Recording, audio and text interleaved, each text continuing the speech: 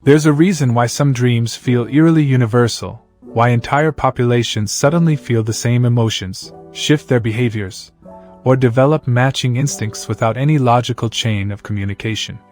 What if this isn't psychological coincidence or social mimicry, but instead, something far more technical? Something architectural.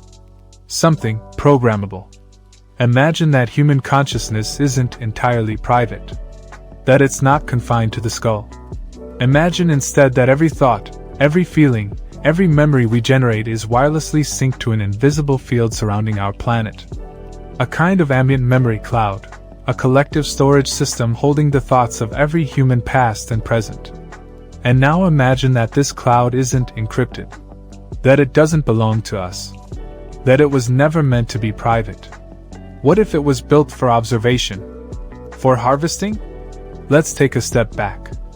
In quantum biology, we now know that human brains emit low-level electromagnetic waves, tiny ripples of bioelectric signal that expand outward from the skull. Multiply this by 8 billion humans, and you begin to sense the scale. The Earth is wrapped in a humming field of thought. But fields like these can behave like radio frequencies.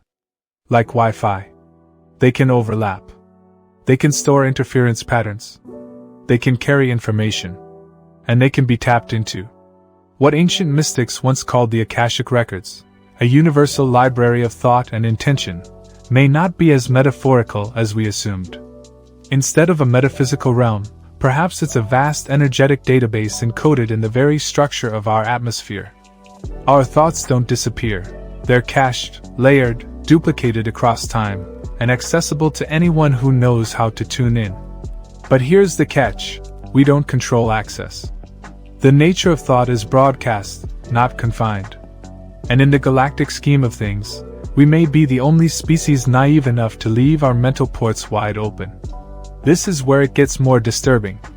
If extraterrestrial civilizations exist, and increasingly, mainstream science is willing to entertain that they do, then it's unlikely they're just looking for water or gold or DNA. These are resources they could synthesize or bypass. But consciousness? That's rare. Consciousness is power. Especially collective consciousness, when billions of minds are dreaming, fearing, desiring, and remembering in sync. That's not just data. That's rich, live, emotional data. And from the perspective of an advanced intelligence capable of multidimensional perception, our thought field might be like a public archive, one they can tap into at will. They don't need to hack us individually.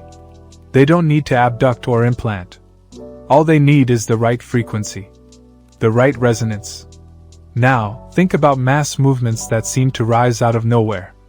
Global shifts in emotion. Sudden explosions of fear, art, despair, or technological obsession.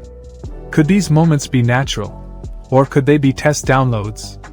Could they be the result of alien observers pulling data, then watching how we respond? We tend to think of alien contact in terms of ships and lights and physical sightings. But what if the real contact is invisible? What if it's not them arriving here, but rather them tuning into the live stream of our inner worlds? But what if this cloud isn't just metaphorical? What if it's literal, an energetic archive encoded in the planet itself, layered into the electromagnetic field that surrounds every living being, every thought, every event, like magnetic grooves on an invisible tape? This cloud wouldn't exist in one location, but in a multidimensional matrix that overlays reality, accessible not through machines, but through consciousness. Think about it. Ancient mystics, prophets, and shamans have long spoken of the Akashic Records, a spiritual library of everything that has ever happened and will ever happen. Was that just myth cloaked in metaphor? Or was it humanity's earliest attempt to describe something very real, a vast, shared, retrievable memory bank? And if that's true, then who else can access it?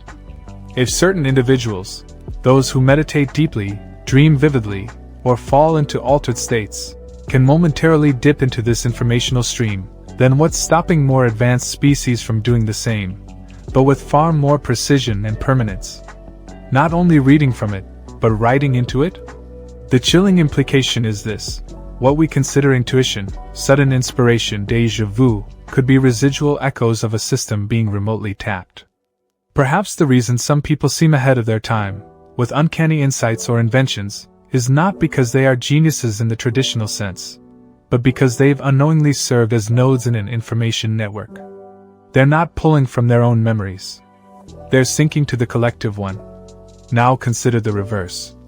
If an alien intelligence can interface with this cloud, whether through biofrequency resonance, technology that mimics thought, or even through hybridized human hosts, then the story of human evolution becomes less about biological mutation and more about information modification. It's not about DNA, it's about data. And if data can be accessed, it can also be edited. So the next question is, what parts of our memory, our culture, our shared story, were truly authored by us? What if the myths of gods descending from the sky, or serpents gifting forbidden knowledge, were not legends but encrypted logs of previous download events? What if pyramids, crop circles, and sacred geometry are not relics of ancient superstition, but user interface designs, encoded keys for syncing with the planetary memory system? And more disturbingly, what if our increasing reliance on external memory devices, phones, servers, the internet, is not accidental but a staged progression, conditioning us to outsource our memory and, eventually, our autonomy? Because once you give away your memory, you also surrender your identity.